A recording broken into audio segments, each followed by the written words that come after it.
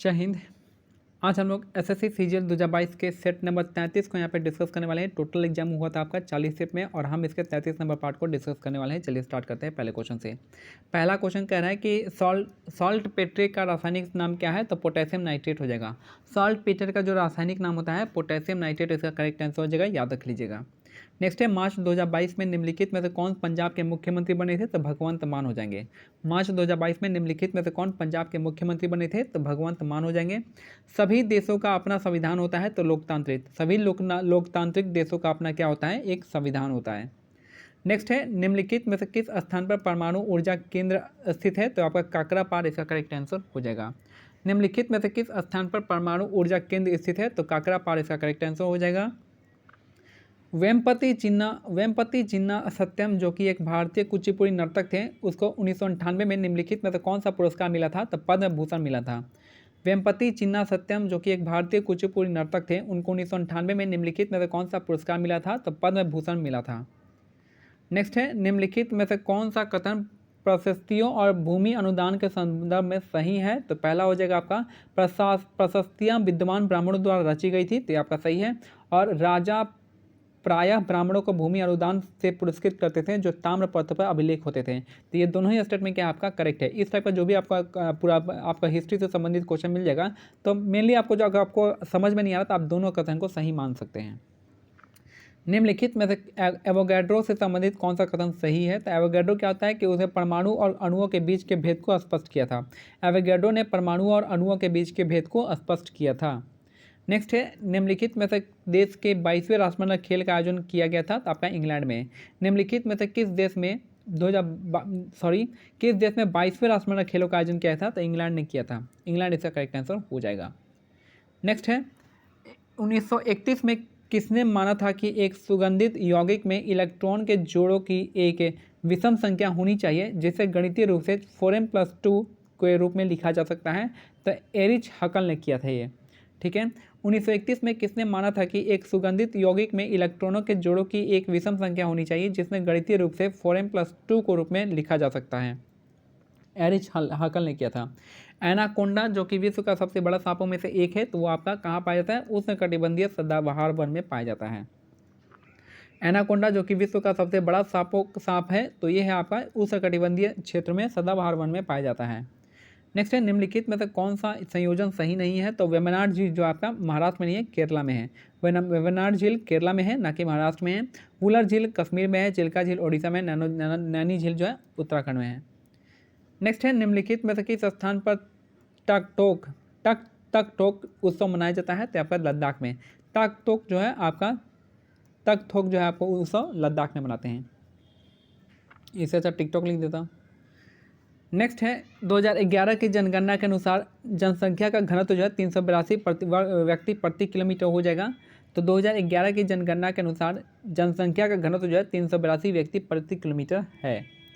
Next है, निम्नलिखित में से किसने बांसुरी वादक हरिप्रसाद चौरसिया और गिटार वादक जो है ब्रजभूषण काबरा मिलकर एक concept album call of the valley का निर्माण किए थे, तो आपका शिव कुमार शर्मा इसका करेक्ट आंसर हो जाएगा। नेक्स्ट है आपका, निम्नलिखित में से किसने बांसुरी वादक हरिप्रसाद चौरसिया और गिटार वादक ब्रजभूषण को काबरा के साथ मिलकर एक concept album call of the valley का निर्माण किए थे, तो आपका शिव कुमार शर्मा हो जाएंगे। याद रखिएगा, बांसुरी वादक हरिप्रसाद चौरसिया, गिटार वादक ब्रजभूषण काबरा, और ठीक है, तो ये है दोनों हैं। और शिव कुमार शर्मा जो है आप किसके लिए फेमस है, सितार के लिए हो जाएगा। नेक्स्ट है, जून 2022 में केंद्र सरकार द्वारा निम्नलिखित में से किस उद्देश्य के लिए अग्निपथ योजना स्टार्ट की गई थी, तो अग्निपथ योजना सशस्त्र बलों में युवाओं की भर्ती के लिए था, अग्निपथ योजना। नेक्स्ट है, किस राज्य सरकार ने जाति आधारित जनगणना आयोजित करने का निर्णय लिया है जिसे जाति आधार जनगणना प्रयोग कहा जाता है, तो बिहार इसका करेक्ट आंसर हो जाएगा। किस राज्य सरकार ने जाति आधारित जनगणना आयोजित करने का आपका निर्णय लिया है, तो ये है आपका बिहार। जाति आधारित जनगणना जो होगा यहीं पे आपका होने वाला है बिहार में। नेक्स्ट है, इंडिया शब्द इंडस से आया है जिसे संस्कृत में सिंधु कहा जाता है। इंडिया शब्द कहाँ से आया है, इंडस से आया है जिसे हम संस्कृत में सिंधु कहते हैं। कोलेरू झील जो है निम्नलिखित में से किस राज्य में है, तो आपका आंध्र प्रदेश में है। कोलेरू झील कहाँ पे है, आंध्र प्रदेश से इसका करेक्ट आंसर हो जाएगा। सुप्रीम कोर्ट ने 18 जुलाई 2022 को अपनी रजिस्ट्री को वैवाहिक मुकदमेबाजी में उलझे व्यक्तियों के व्यक्तिगत विवरण को हटाने के लिए एक तंत्र तैयार करने का आदेश दिया है। यह निर्णय किस अधिकार को निजता के अधिकार के भाग के रूप में मान्यता देने के लिए लाया गया था? तो यह गया भूल जाने का अधिकार। तो भूल जाने का अधिकार उस समय का करंट अफेयर चल रहा था, तो उस क्वेश्चन आया था। नेक्स्ट है, टेनिस में जब प्राप्तकर्ता ड्यूस के बाद अगला अंक जीतता है तो स्कोर क्या होता है? एडवांटेज आउट होता है। टेनिस में जब प्राप्तकर्ता ड्यूस के बाद अगला अंक जीतता है तो उसे हम कहते हैं एडवांटेज आउट हो जाएगा। देखनी किस भारतीय राज्य से संबंधित है? तो एक लोक नृत्य है तो गोवा का हो जाएगा। देखनी किस भारतीय राज्य से संबंधित एक लोक नृत्य हो जाएगा, तो देखनी कहाँ का है? गोवा का हो जाएगा। नेक्स्ट है, भारत की अब तक की सबसे भयानक औद्योगिक आपदाओं में से एक औद्योगिक आपदा दिसंबर 1984 को भोपाल में निम्नलिखित में से किस कारखाने में हुआ था? तो यूनियन कार्बाइड कंपनी में हुआ था। भारत की अब तक की सबसे भयानक औद्योगिक आपदाओं में से एक औद्योगिक आपदा दिसंबर 1984 में भोपाल में निम्नलिखित में से किस कारखाने में हुआ था? तो यूनियन कार्बाइड क्षेत्र में कंपनी में हुआ था।